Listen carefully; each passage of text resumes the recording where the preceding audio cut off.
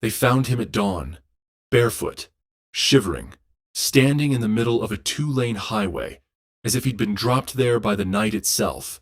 No ID, no phone, no injuries, except for a thin scar circling his wrist, like something had once been tightly locked there and recently removed. When the police asked his name, he hesitated. "I don't know," he said. But his voice didn't sound confused. It sounded afraid. At the hospital, fingerprints came back within minutes. Daniel Mercer, declared dead 6 months ago. The room went quiet when the officer said it out loud. Daniel looked at them, searching their faces, waiting for a reaction, like he'd just heard something worse than death. "I died?" he asked softly. No one answered. They showed him photos. A smiling man at a wedding. A man holding a newborn. A man standing beside a woman labeled wife. Emily Mercer. Daniel stared at the images like they were evidence in a trial. "That's not my life," he said. His heart rate spiked. "You're married," the nurse said gently. "You have a daughter. She's 4. Daniel shook his head. "I don't know her. I don't know any of this." Then he whispered something no one expected. "But I know I wasn't supposed to come back."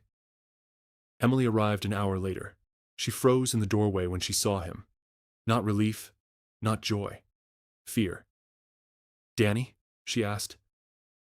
Daniel looked at her. Really looked. And his face hardened. "You shouldn't be here," he said. Emily staggered back like she'd been struck. The officer noticed it immediately. "You recognize her?" he asked. Daniel swallowed. "No," he said. "But I know she's lying to me." That night, Daniel didn't sleep. At 3:17 a.m., every monitor in his room flatlined at once, then restarted. The security camera glitched, and Daniel sat upright in bed, gasping. He later told the nurse he dreamed of a room with no doors, a voice behind glass, a countdown. 5 months, 29 days. The exact amount of time he'd been declared dead. When they let him go home, the house felt wrong. The walls were familiar, but out of order. Family photos slightly misaligned. A child's drawings taped over cracks in the wall. Daniel opened the garage. Inside was a second car, dust-covered. The license plate matched the vehicle listed in his death report. He remembered this car. He remembered the water. He remembered sinking.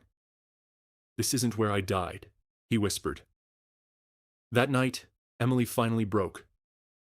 "You weren't supposed to survive," she cried. "They said you wouldn't." "They." Daniel stared at her. "Who?" Emily covered her mouth. Too late. The final footage came from the highway camera. At 4:02 a.m., Daniel appeared out of nowhere. No car, no footsteps leading to him.